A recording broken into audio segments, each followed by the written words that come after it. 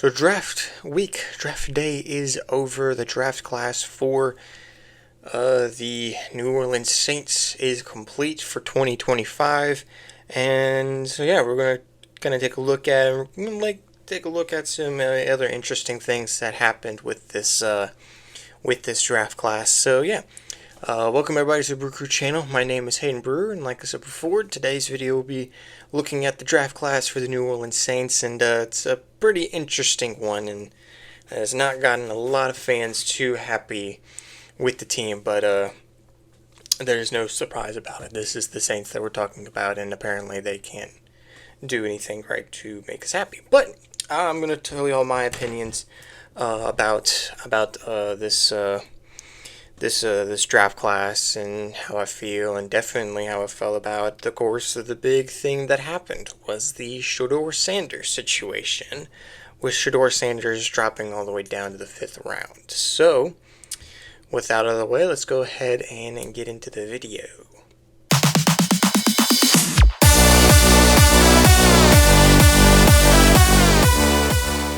First, let's kind of start off with some of the top picks that happened. Of course, Cam Ward went number 1.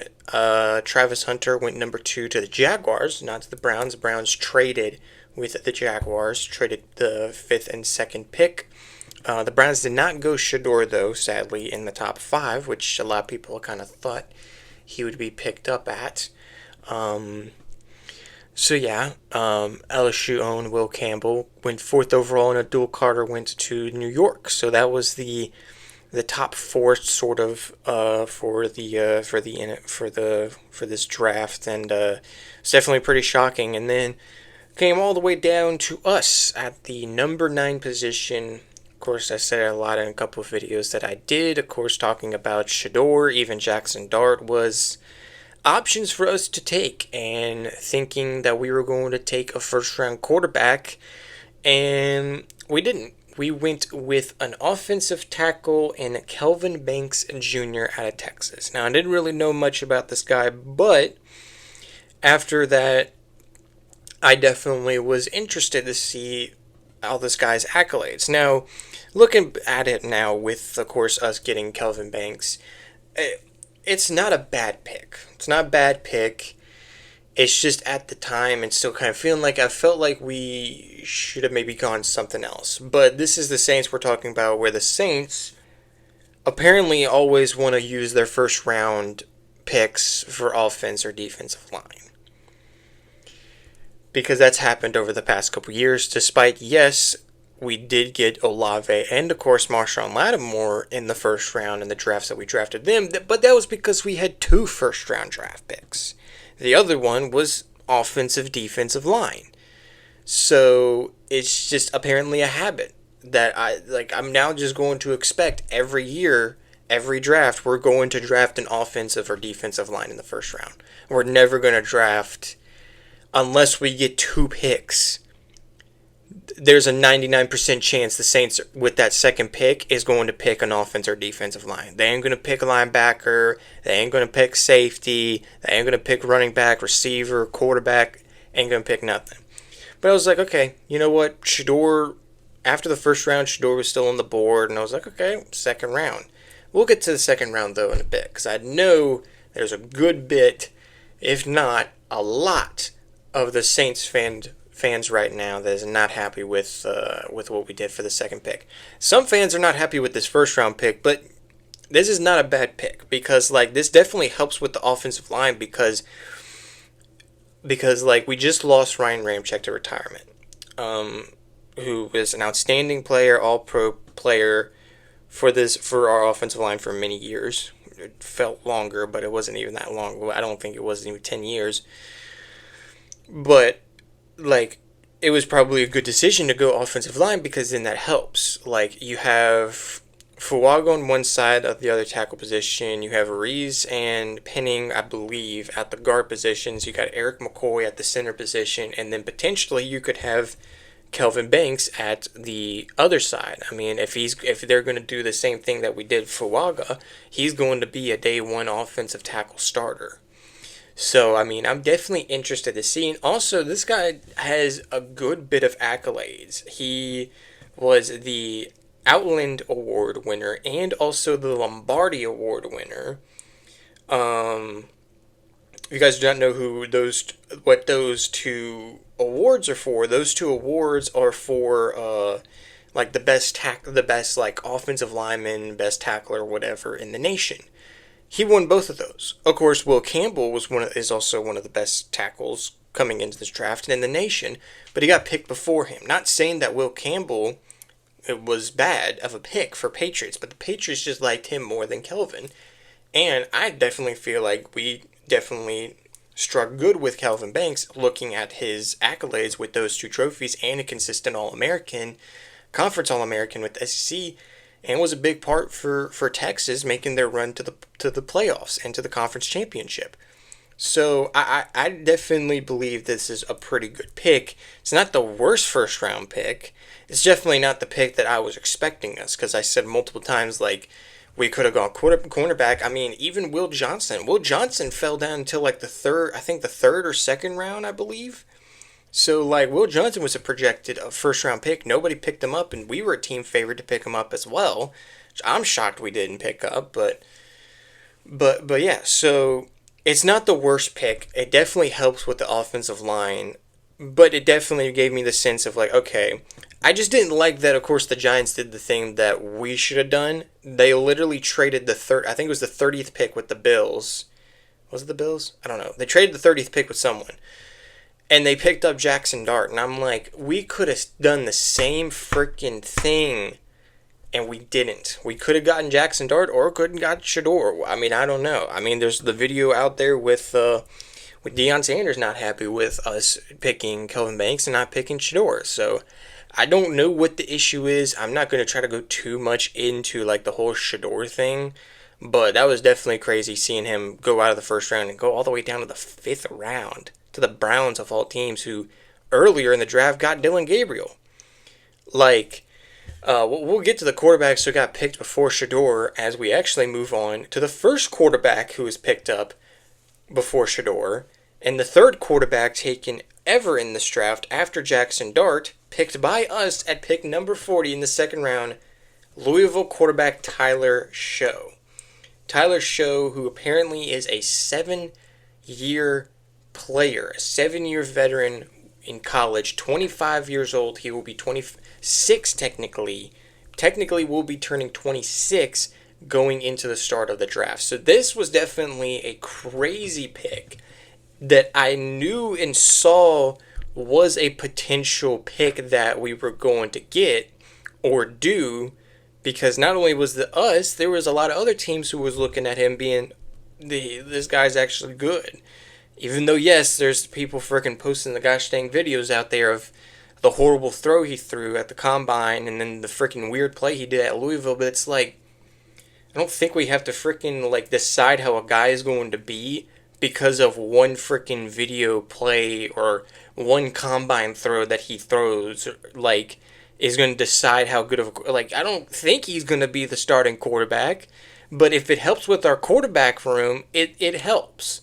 Do I think he's going to try to battle to be the starter? Maybe, yeah. He'll try to battle to be the starter, maybe battle to be the second stringer, but I don't think he's going to be the starter. I think we will probably go Rattler for the starter. But, I mean, this was not bad.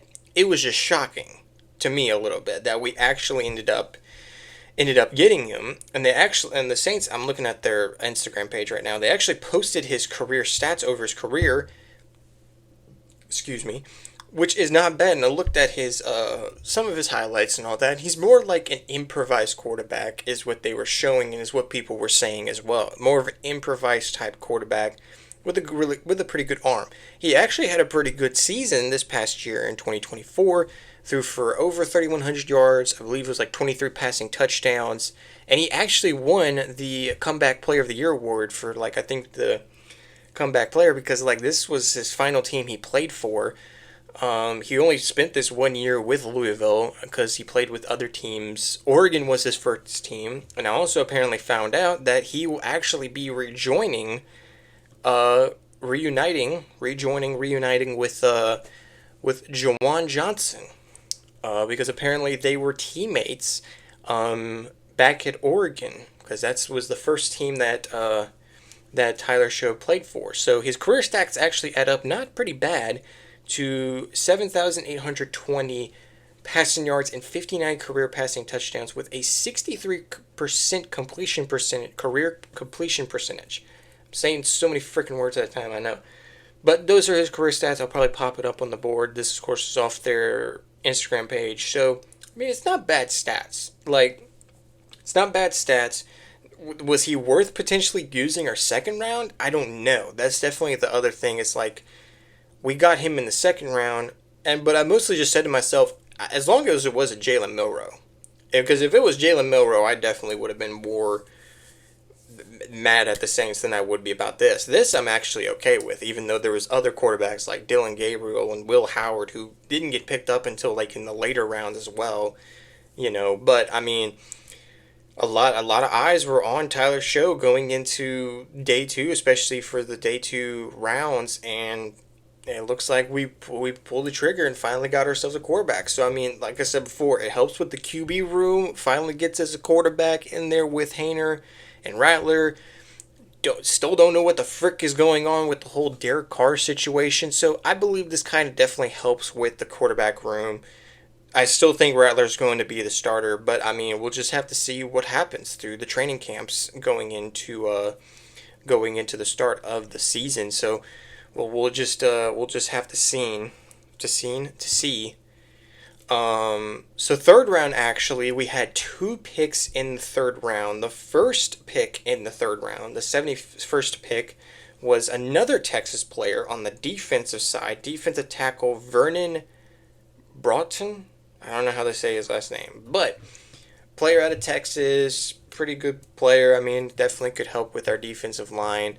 But the second third round pick was Jonas Senker, safety from Virginia. So that definitely could help with our defensive back situation a little bit. Help out with the safety position maybe, and who knows, maybe put him at cornerback or something. So not actually bad career stats. They did post his career stats. 176 solo tackles, 17 pass deflections, and 5 fumble recoveries. Don't know about interceptions, but that's not bad career numbers for a safety out of Virginia. So those were the two third round picks. I mean, not really going to go much in the depth for those two players like I did with the first two round.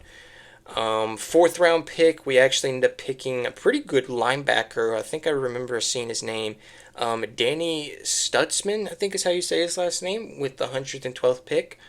A really good player. He was actually a standout player on a not so good Oklahoma team this past year, but he was kind of the best player on the team. Career stats: 184 solo tackles, 37 tackles for loss, and 8 career sacks. I mean, you're not going to see a linebacker have a big amount of career sacks, but I mean, if he can definitely help out with the linebacker room, especially with us having Pete Warner, Willie Gay, I think we still have Willie Gay, and Demario Davis, like that could definitely really help as well. We actually had 2 fourth round picks. I think we had 2 fourth round picks. Teammate actually of Tyler Show from Louisville as well. With the 131st pick, we picked up cornerback Quincy Riley. So this one I actually really like. This one was definitely pretty good that we got a cornerback. A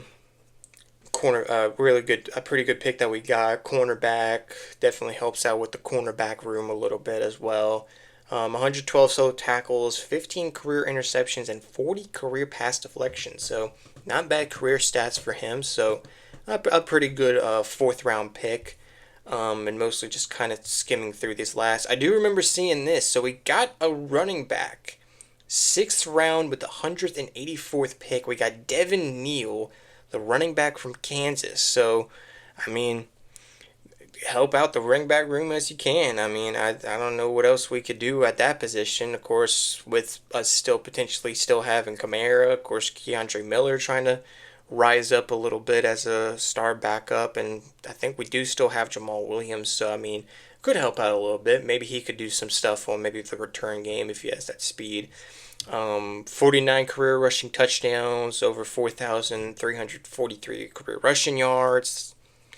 Not bad career numbers for him. We did get two seventh round picks. Oh, that was Flat Dix. So we actually got a tight end. Do not how to say his last name, but UCLA tight end. We did actually get a edge rusher from Syracuse, Fadil Diggs. I'm hope I that oh my gosh, I don't know. But I mean, pretty good picks for the final round. I mean, it's the seventh round, so those were kind of the final picks for this draft class. And I mean, all in all, I don't think this was a horrible draft class in my opinion. Um, Definitely was shocked to see how the first pick went, but I mean, if it definitely helps out with our offensive line, um, then it can. Then we'll just have to see. We'll just have to see, and we'll have to see with the Tyler show. I mean, if you don't like it, then you don't like it. If you do like it, then good for you that you like it. So I mean, all I can really say is for like mostly right now for like the first round pick, I don't think our first round pick was a bad pick. It was not a bad pick. I mean we're just mostly saying that because we really needed a quarterback. But it's like I have a lot of uh I I'm trying to freaking I've what am I trying to do? I have a lot of whatever the freaking word I'm trying to say. Um I'm just looking forward to really with Spencer Rattler because I am definitely um, wanting to see how this team does with Spencer Rattler because like he is definitely the right choice to go for starter. Like there's no doubt about it. Like if Tyler Show does good in training camp and they think he can be a day one starter because of course like he's 25 years old. He has the more experience. A lot of people were saying pro ready, so it's like okay, then I'm not so here. Like another thing is like I'm hearing a lot from Kellen Moore mostly. I'm trusting him more as our head coach than I am the actual team. Okay, because like first year with Kellen Moore, he's saying all this stuff. He's making all these moves to help the team as well. Even though yes, a lot of it is also with the general manager and all that with Mickey Loomis and all that. I'm not trusting Mickey, I am trusting Kellen Moore because he is the one who's going to coach. I am wanting to see what he does for this team, and if he says, and he also was a pretty help as well to get these two guys in our first top two picks, then we'll go with it. I'll go with it. But I just don't want it to be what it was last year. I just don't want our team to be last year. I'm not saying I want our team to at least be a playoff team. I want our team to at least not get double digit losses or at least have only 5 wins. That's all I'm praying for. That's all I'm hoping for. And if like Kellen Moore also was, I think I saw something about Kellen Moore saying like feel good about Tyler Show. Then if you feel good about Tyler Show because you can kind of see why. He's 25 years old. He has more experience because he was in college longer. A lot of people were saying he was the biggest pro-ready quarterback. Okay, so if you wanted to go him over Shador, over Will Howard, over Dylan Gabriel, even over Jalen Milroe, who was a favorite to come to us, then I'll rock with it. I'll rock with it, and I'll try to my best not to scream at the TV, which is unlikely. It's unlikely in any game I watch, LSU or Saints. Anyway, so yes, so all in all, it's not the worst draft class. It's not the worst first round pick that I've seen us get, because it does help in a way. Even though it's not the first round pick we wanted them to get, it does help in a way for our offense. Like I said before, it helps with that gap because of us losing Ryan Ramczyk to retirement. So like you have Fuago, who had a great year, rookie year. You have Penning and Ruiz, who's got the guard positions potentially. You got Eric McCoy, Pro Bowler Eric McCoy at the center position. And then you put Banks at that other tackle position. Like, you're good for that offensive line.